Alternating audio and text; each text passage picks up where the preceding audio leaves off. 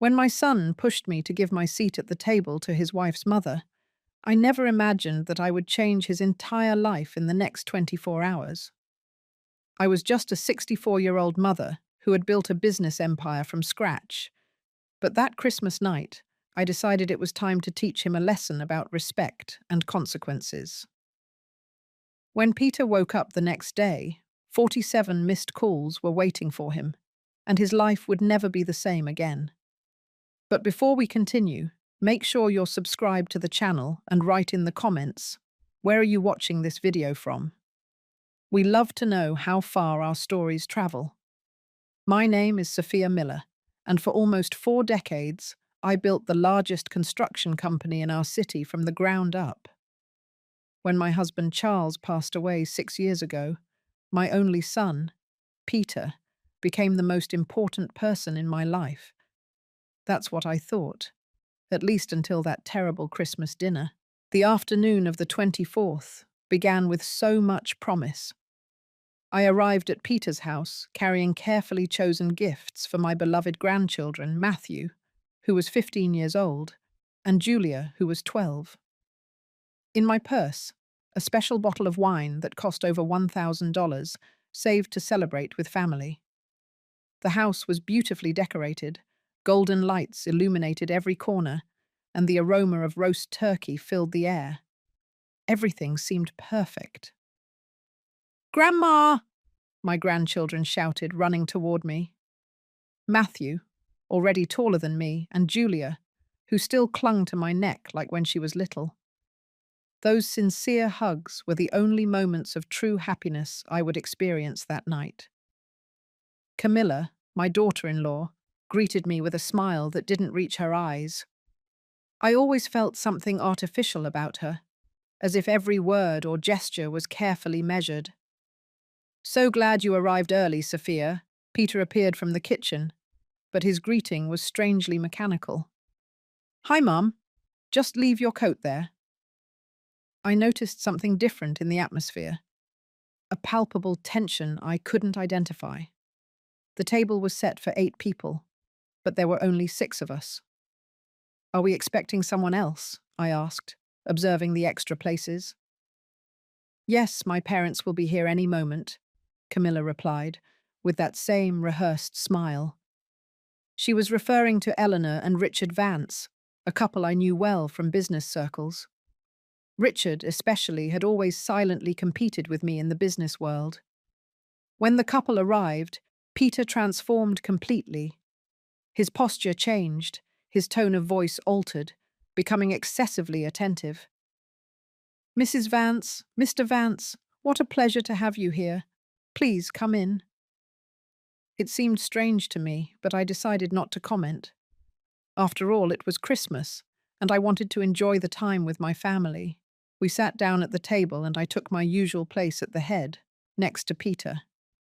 It was where I always sat since Charles passed away, and the celebrations had moved to my son's house.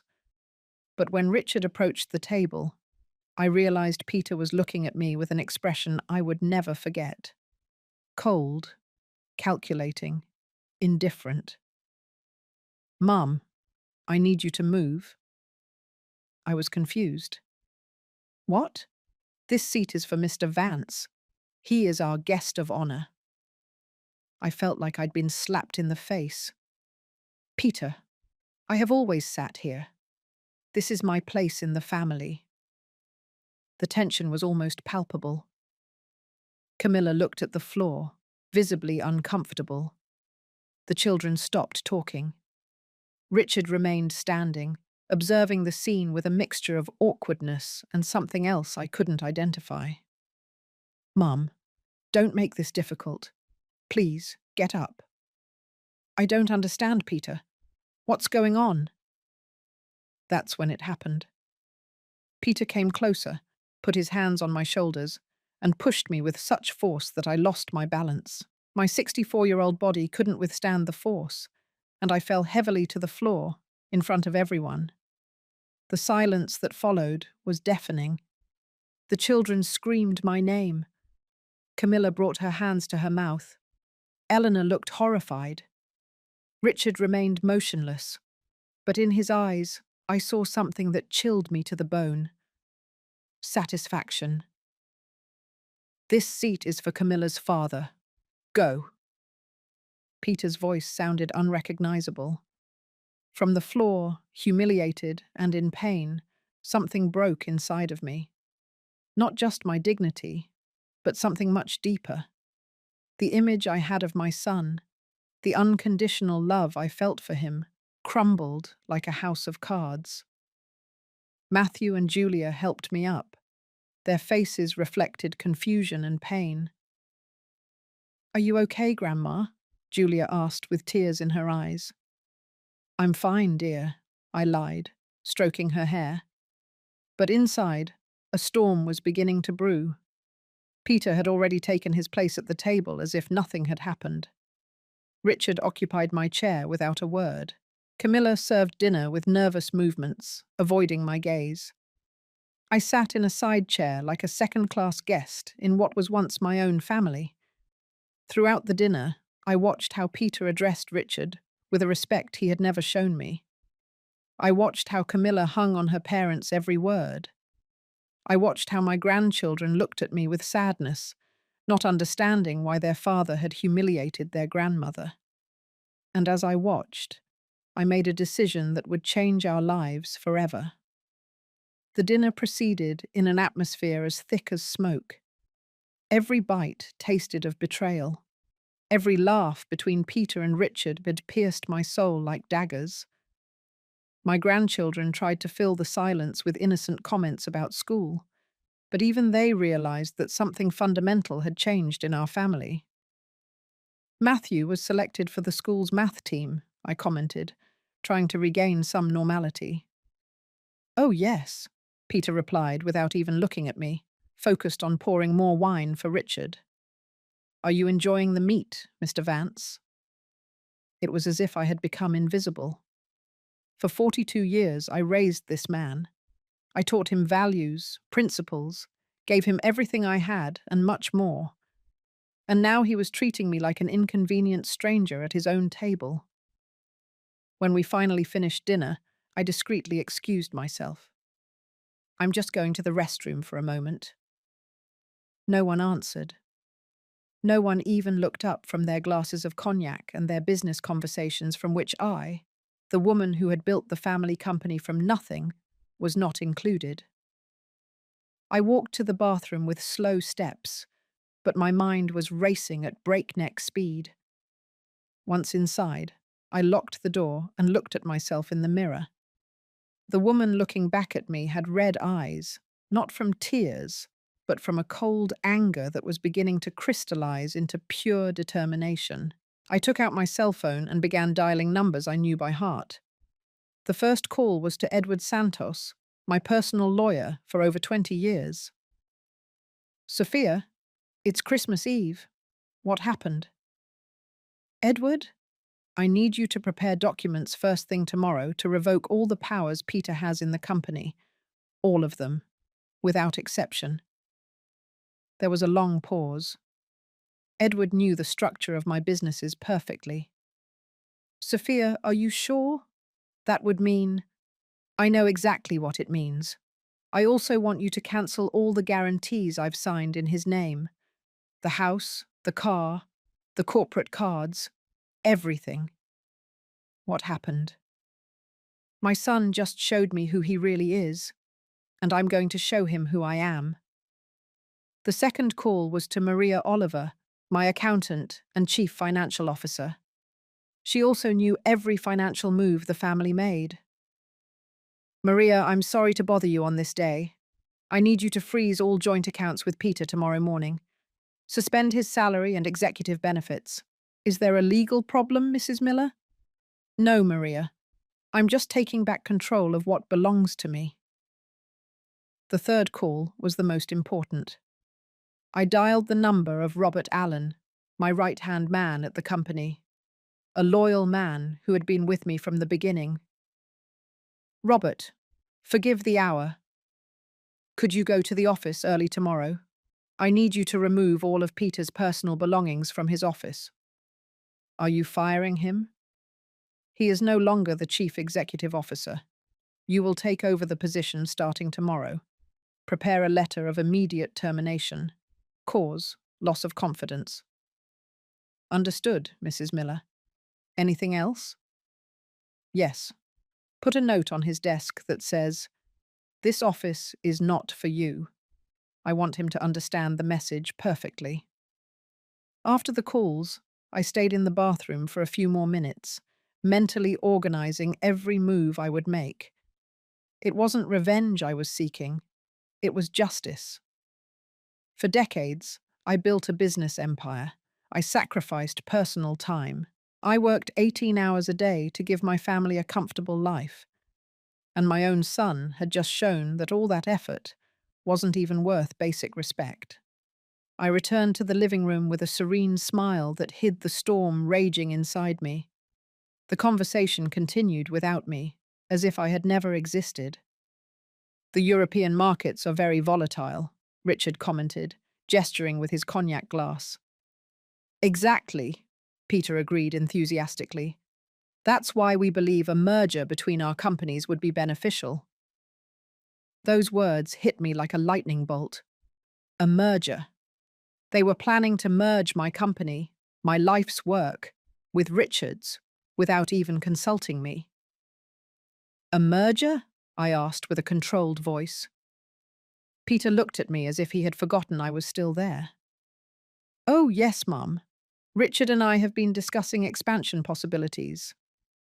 "Well, technically, I am the chief executive officer," he replied with an arrogant smile I had never seen on his face. "Technically," I repeated slowly, savoring each syllable. "I see." Richard intervened with his calm, calculating voice. "Sophia, do you understand that modern business requires fresh approaches? Peter has innovative ideas." "I'm sure he does," I replied, maintaining my outward composure, while internally noting every word for the future reckoning. The children had already gone up to their rooms after dessert, oblivious to the drama unfolding among the adults. Camilla was clearing the plates with mechanical movements, clearly uncomfortable, but not daring to intervene in the conversation. "I think it's time for me to go," I finally announced, getting up from the side chair where I had been relegated. "Of course, Mum. Rest well," Peter replied without looking up from his cigar.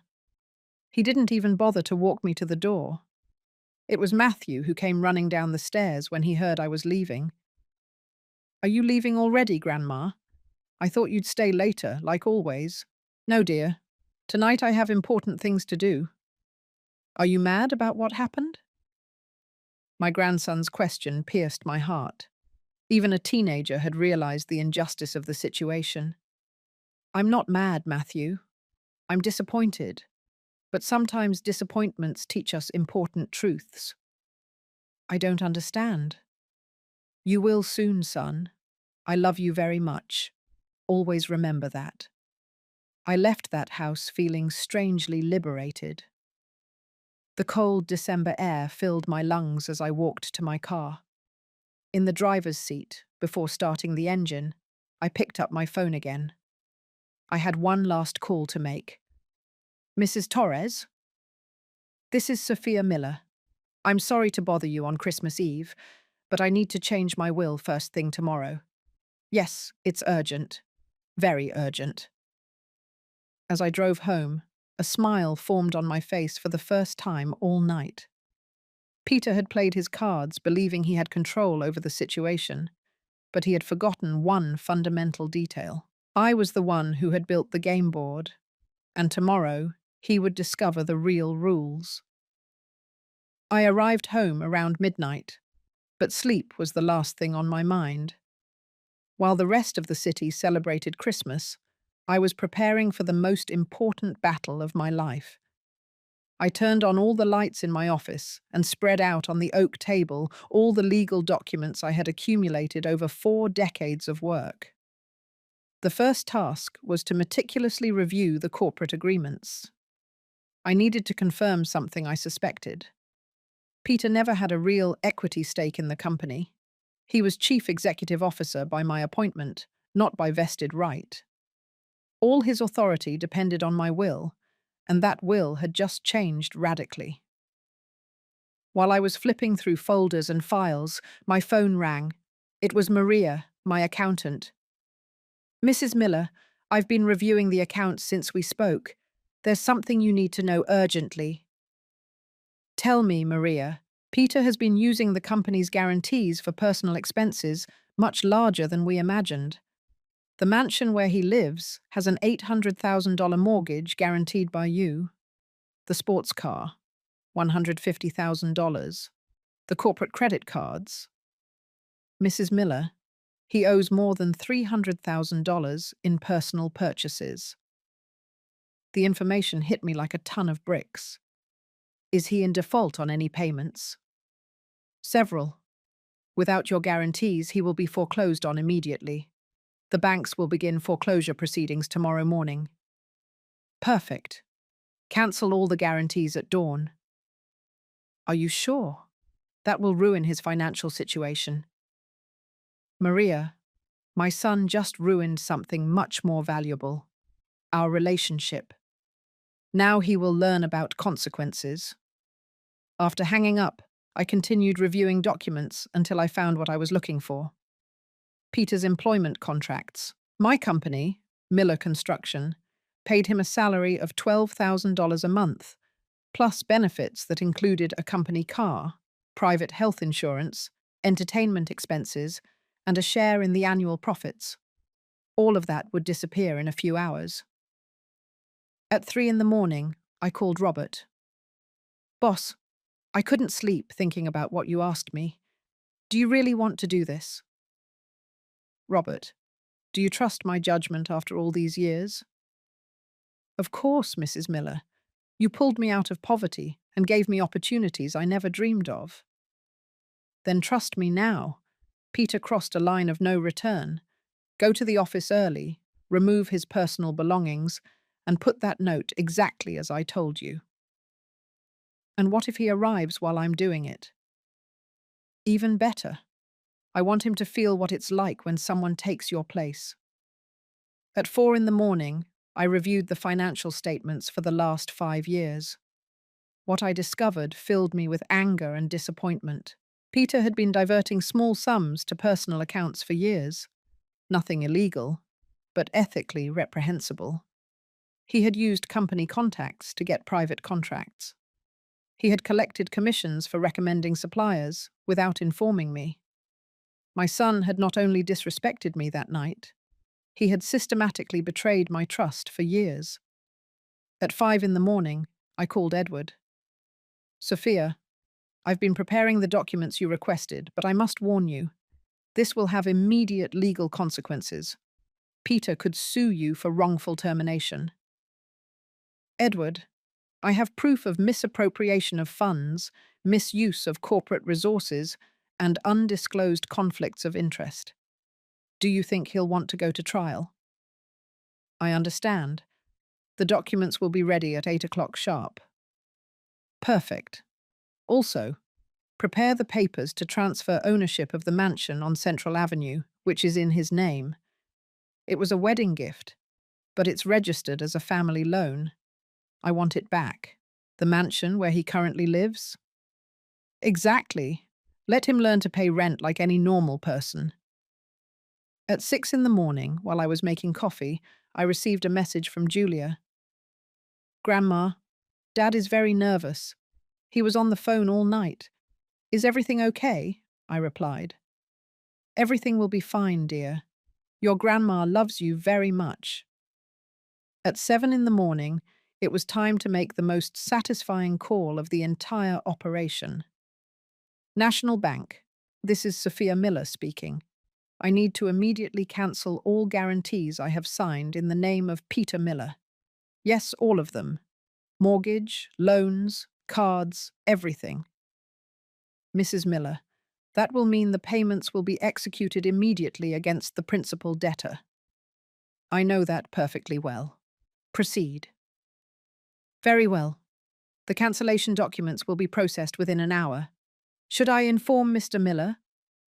That won't be necessary, he'll find out very soon. At 8 in the morning, Edward arrived at my house with all the documents prepared. I signed each paper with iron determination: cancellation of executive powers, revocation of banking authority, immediate termination of duties as director, recovery of assets provided as a family loan. Sophia, once you sign this, there's no going back. Edward, a few hours ago my son pushed me to the ground in front of my grandchildren to give my place to another man. Do you think there's any going back? I signed the last document at 8:30 in the morning. At 9 o'clock, I called Robert to confirm that everything was ready at the office. Boss, I've already removed all his things: the computer, the diplomas, even the plant he had in the window. Everything is in boxes in the storage room, and the note has been placed exactly in the center of the desk, as you asked. Perfect. When he arrives, let him in normally. Don't explain anything. Let him discover the situation for himself. At 9:30, I received confirmation from Maria. Mrs. Miller, all guarantees have been officially cancelled. The banks will begin the foreclosures starting at 10 in the morning. At 10:05, I put on my best suit. Today was not just any day. It was the day Peter Miller would discover what the word consequences really meant. I poured myself one last cup of coffee and watched the sunrise from my office window. After a sleepless night, I felt strangely energized. There was no trace of the sadness or pain from a few hours before, only a crystal clarity about what had to be done. My phone was on silent, but I could see the notifications piling up on the screen. Messages, missed calls, emails. The storm had begun. Peter was about to wake up to the worst day of his life, and I would be waiting to see his reaction when he finally understood that actions have consequences, and that underestimating his mother had been the costliest mistake of his existence. The war had begun, and I held all the weapons. Peter woke up that morning of December 25th with a strange feeling in his stomach. It wasn't the hangover from the previous night's cognac, but something deeper, as if his subconscious had picked up on danger signals that his conscious mind had not yet processed. Camilla was already awake, preparing breakfast for the children with mechanical movements. The atmosphere in the house seemed tense, charged with an invisible electricity that no one mentioned, but everyone felt. Later, Robert told me all the details of what happened that morning. Peter had received the first call at 10:15. Mr. Miller, this is Marcia Cardoso from Atlantic Bank. We urgently need you to contact us regarding your mortgage. What's happening? My mortgage is up to date. Sir, the primary guarantee for your loan was cancelled this morning. Without that guarantee, the loan automatically becomes due in full. Peter felt as if ice-cold water had been thrown on him. What guarantee? What are you talking about? The guarantee signed by Mrs. Sophia Miller. Without that guarantee, you must pay off the entire debt, or we will proceed with foreclosure. Before he could fully react, the phone rang again. Mr. Peter Miller, Global Bank, Risk Department. Your corporate line of credit has been suspended due to cancellation of guarantees. You must report to our offices immediately. He hung up, and the phone rang again. Commercial Bank. Your corporate credit card has been blocked. Another call. Continental Financial. Preventive seizure proceedings and another. Mercantile Bank. Immediate execution of. In 15 minutes, Peter received exactly 47 calls from different banking institutions, insurance companies, car dealerships, and corporate suppliers. His financial world was collapsing in real time as he stood in his kitchen, still in his pajamas. Camilla watched the scene with growing horror. What's happening, Peter? Why so many calls? I don't know, he mumbled, but in the back of his mind, a terrible suspicion began to form.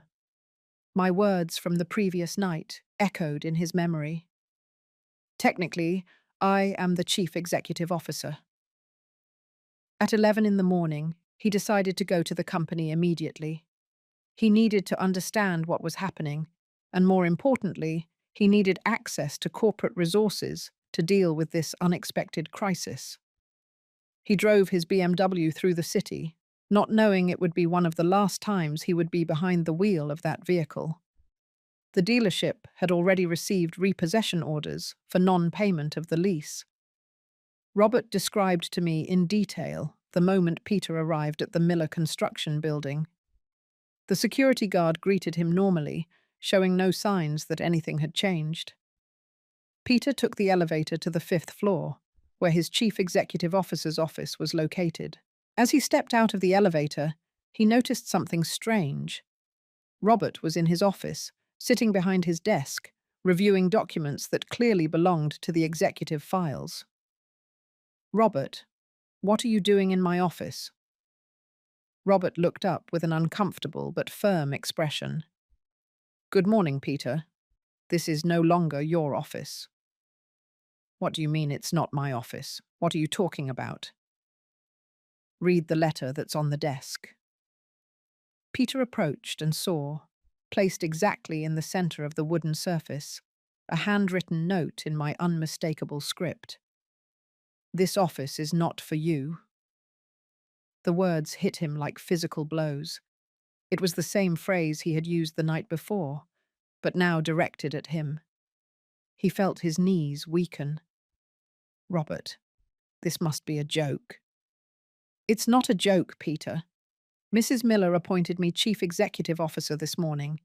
You have 5 minutes to collect your personal items from storage and leave the building." "This is impossible. I am the chief executive officer. I've spent years building this company with my mother." "Not anymore, Peter.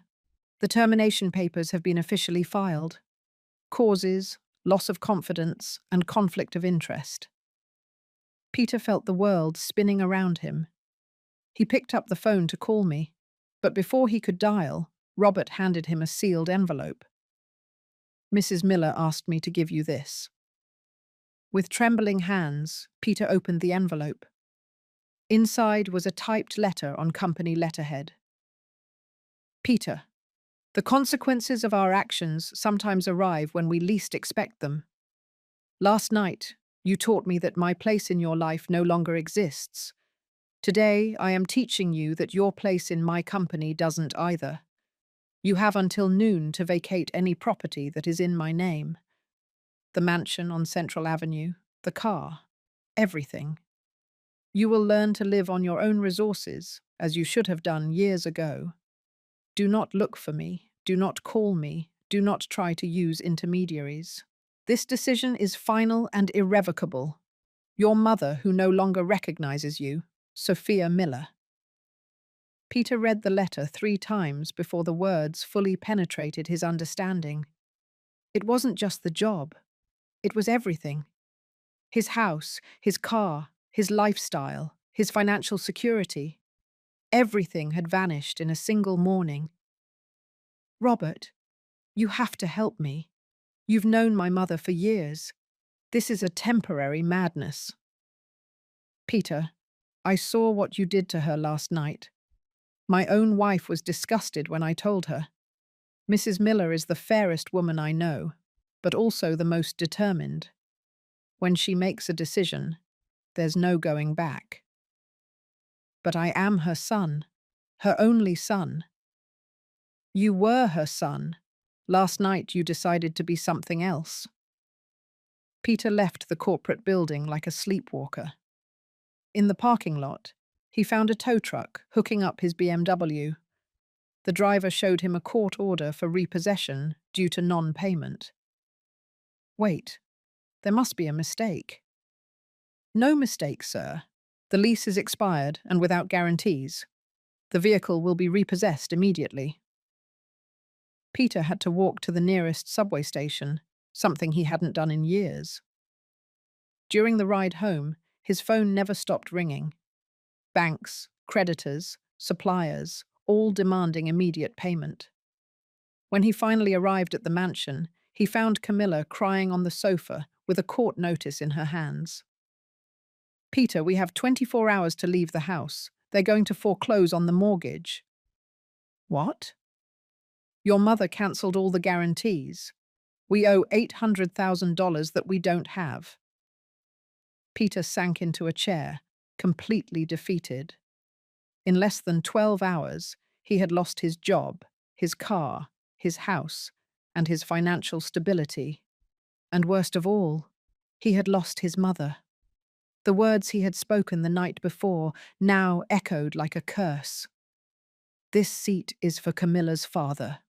Go." Now it was he who was on the outside of everything. While my plan unfolded, I remained in my office, receiving regular updates from Robert, Maria, and Edward. Each new account confirmed that Peter was experiencing exactly what I had planned: the total collapse of his privileged world. That afternoon, I received an unexpected call from Richard Vance. I hesitated before answering, but curiosity got the better of me. "Sophia, I hope I'm not disturbing you."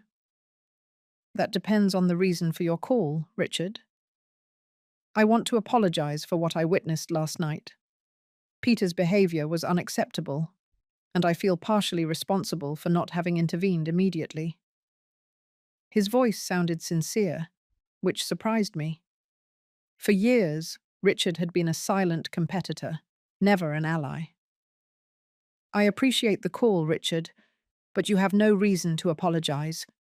You weren't the one who pushed me. Still, I feel terrible for having taken your seat. I want you to know that I never imagined something like that would happen." There was a pause before he continued. "Actually, Sophia, there's another reason for my call. I understand you took severe measures against Peter today." I was immediately on guard. "How do you know that?" "The business world is small. News travels fast. What Peter did is unforgivable, but it also reveals something about his character that I hadn't perceived before." "And what would that be?" "That he cannot be trusted. Sophia, any man capable of treating his own mother that way is not someone I would want to do business with."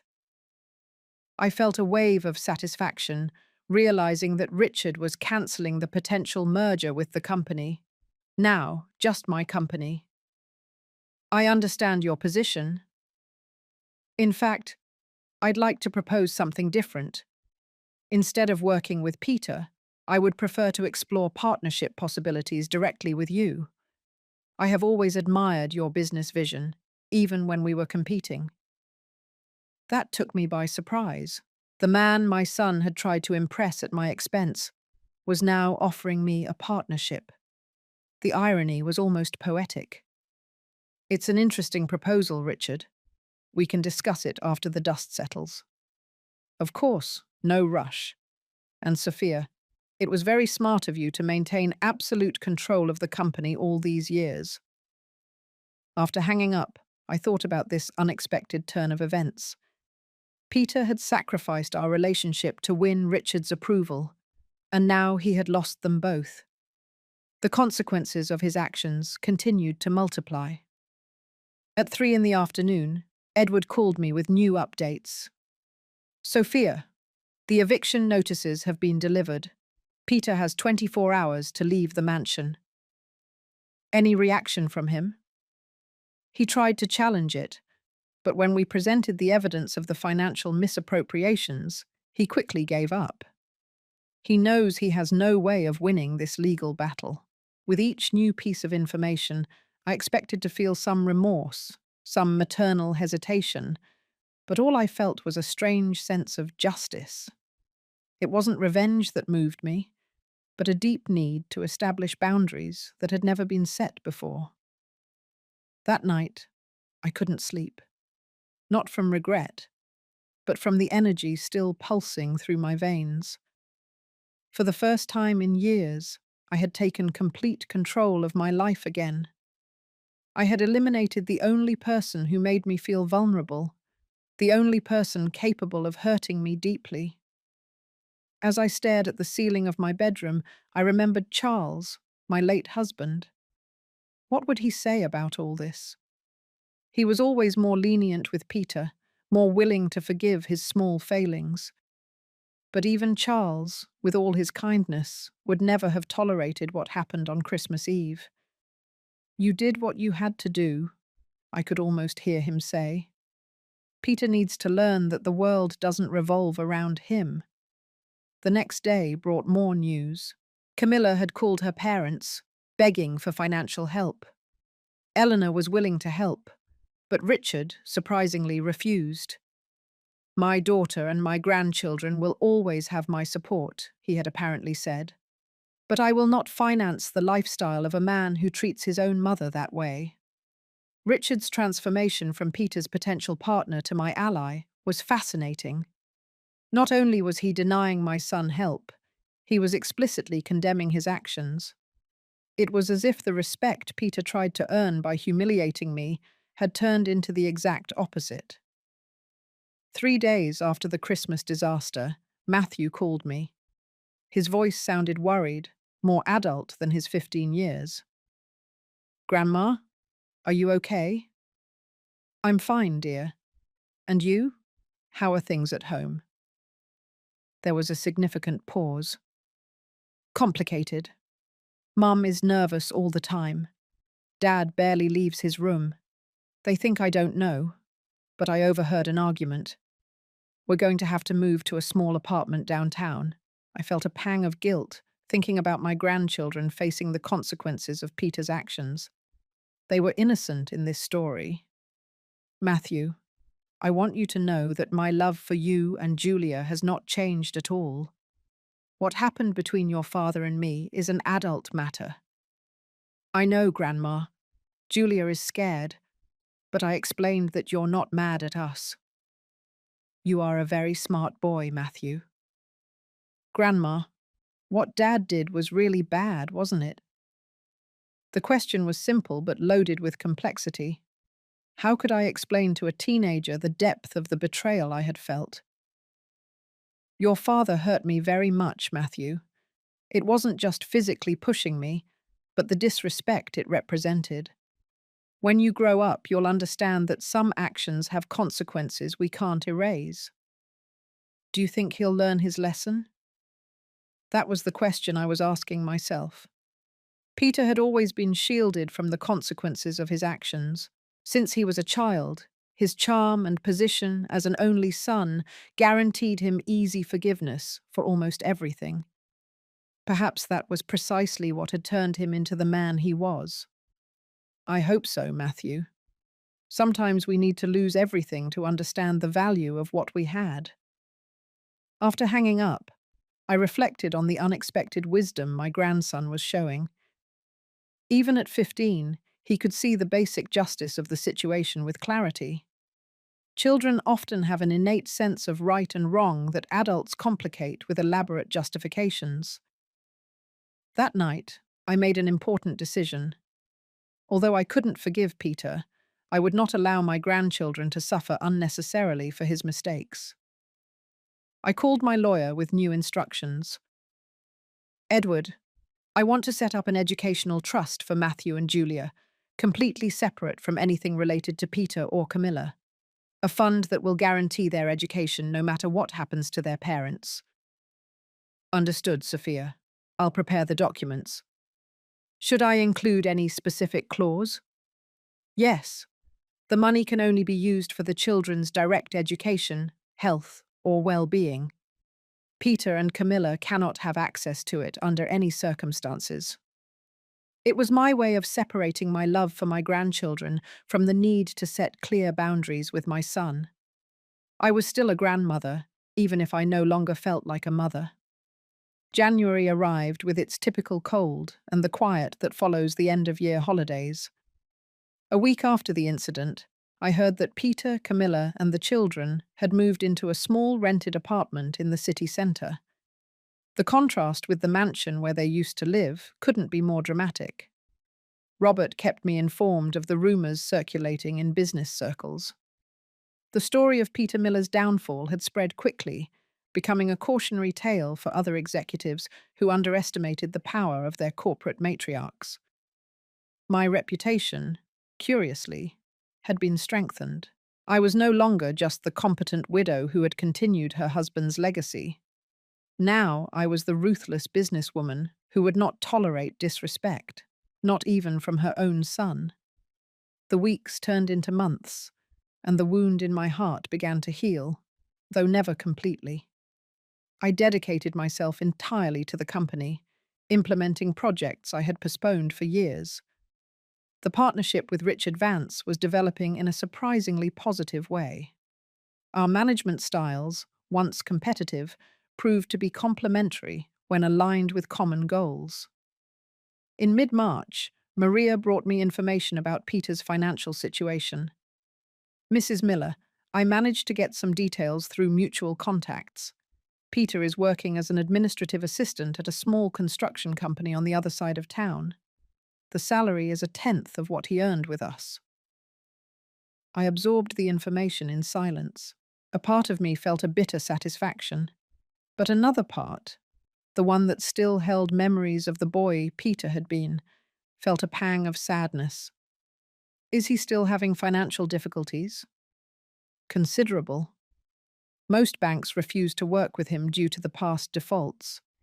He and Camilla have sold practically everything of value they owned. And the children? From what I know, they had to change schools. They can no longer afford the tuition at the international school. That information made me deeply uncomfortable. I immediately called Edward and instructed that the educational fund I had created for my grandchildren be activated to cover their school expenses. The children should not suffer for their father's mistakes. In April, I received unexpected news through Eleanor Vance, whom I had run into at a charity event. "Sophia, I don't know if I should be telling you this, but I think you have a right to know. Camilla filed for divorce." I was genuinely surprised.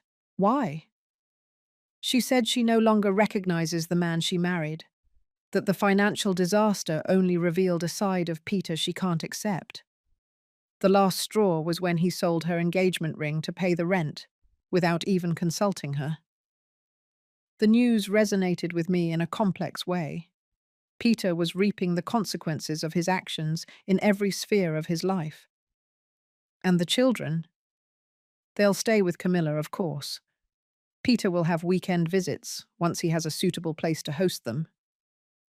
I realized that the empire Peter had lost was not just financial or professional, it was also familial. In a single night of arrogance, he had started a domino effect that was now destroying every pillar of his former existence.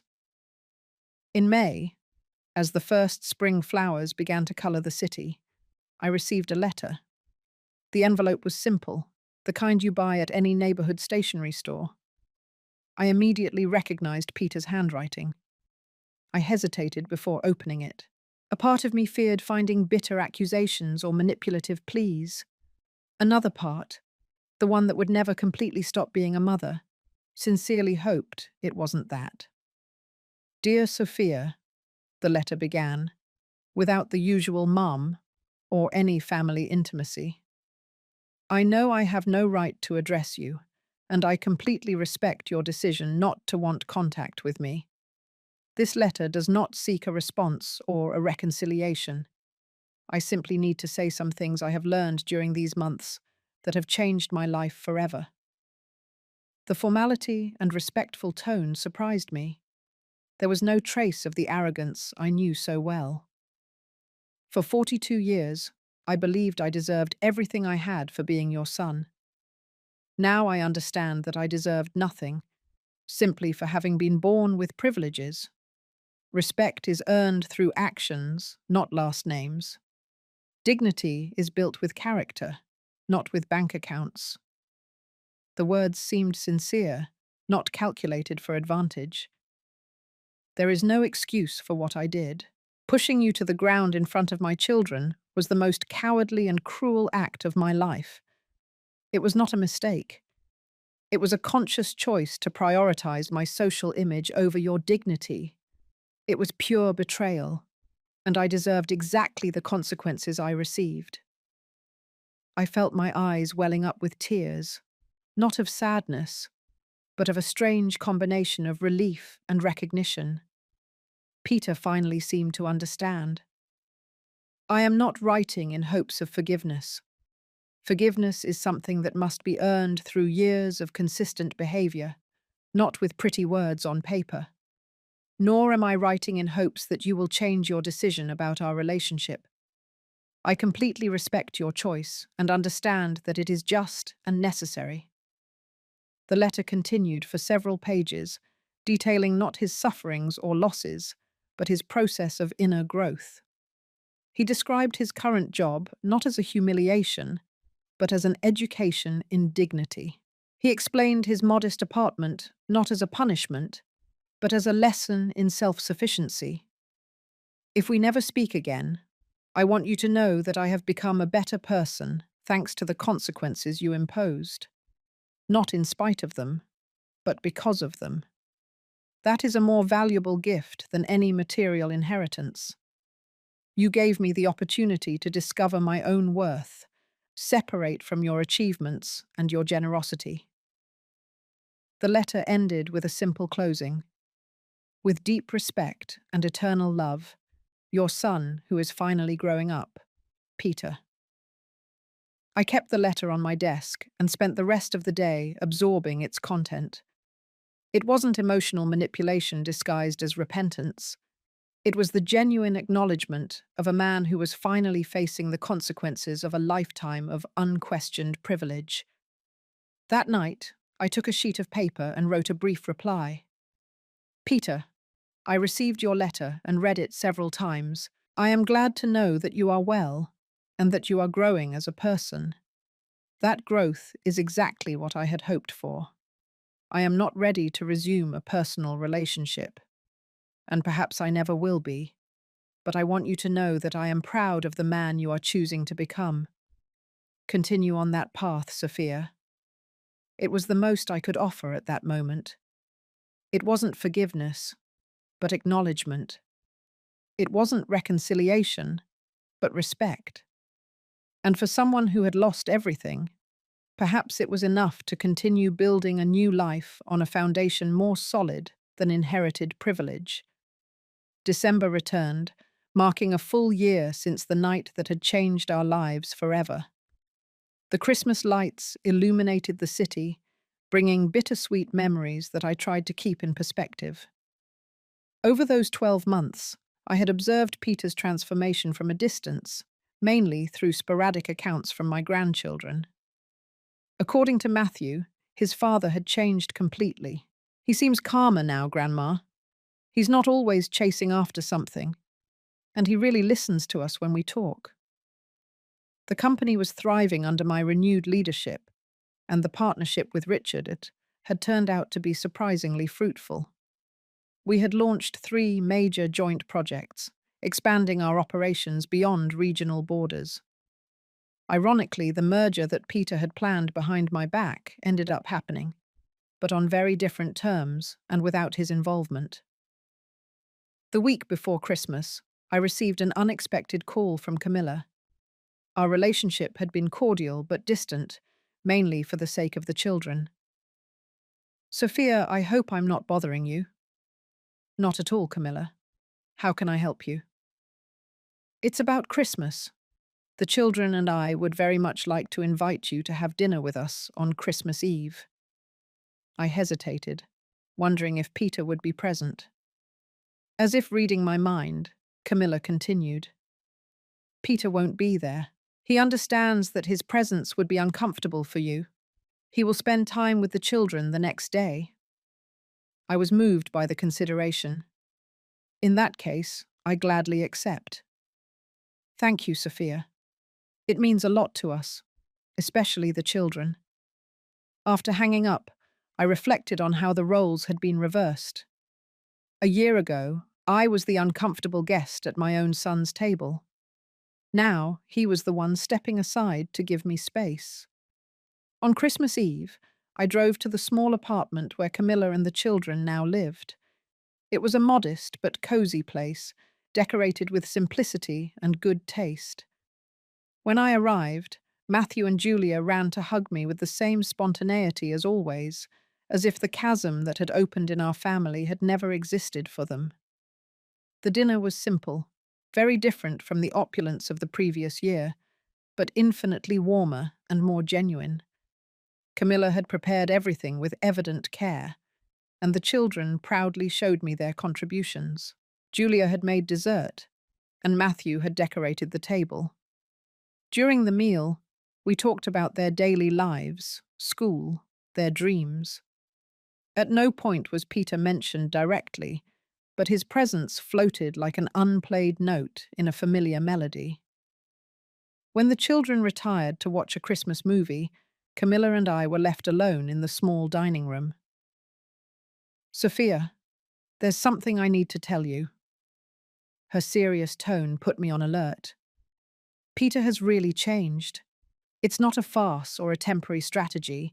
He works honestly, lives modestly, and has dedicated himself to being a better father to the children.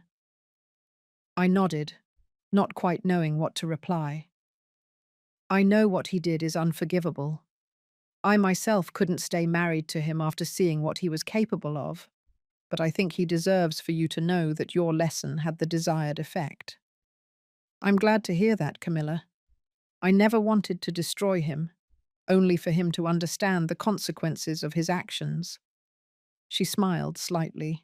Well, he certainly understood. Sometimes when I see how he is now, more humble, more attentive, more genuine, I almost don't recognize the man I married. I remained silent, absorbing her words. Did he ever mention trying for a reconciliation with you again? I shook my head. Not directly. I hear about him through the children, and we've exchanged a few formal letters, but nothing more.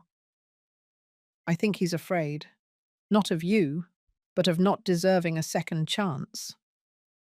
Her words stayed with me as I drove home that night. Peter was afraid of not deserving a second chance. I myself was afraid of offering one and regretting it later. Fear, I realized, was what was keeping us trapped in this emotional impasse. On Christmas Day, I received a small package in the mail. Inside was a handcrafted wooden box, clearly handmade, with finely carved details. Next to it, a simple card. Merry Christmas. Made with my own hands in my evening woodworking class. I hope it can be used to hold your special memories. With respect, Peter. I examined the box carefully. It wasn't perfect. There were small imperfections that revealed the hand of an apprentice, but it was evidently made with care and dedication. My son, who once only valued luxury items and status, was now creating something with his own hands. I spent the rest of the day thinking about that symbolic gift. Peter wasn't asking for forgiveness or reconciliation.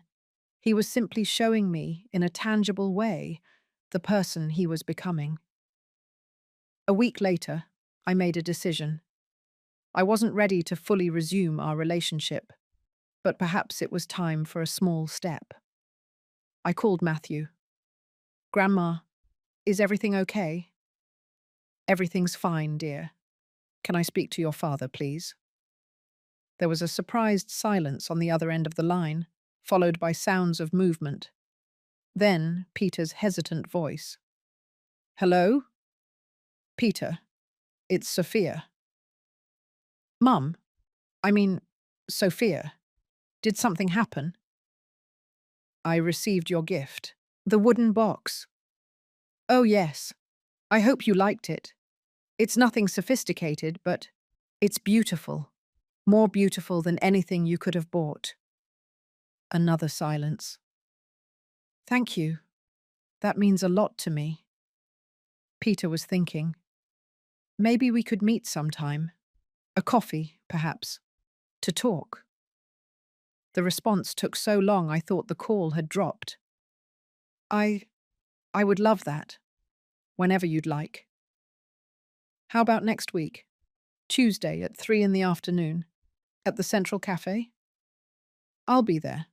Thank you for the opportunity. After hanging up, I wasn't sure if I had made the right decision. I wasn't ready to completely forgive, nor to forget. But maybe I was ready to see for myself the man my son had become.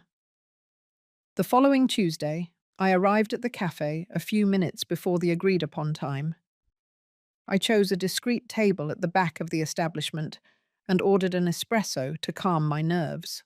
Peter arrived promptly, wearing simple but clean clothes, very different from the expensive suits he used to wear. There was something different about his posture. Less arrogance, more awareness.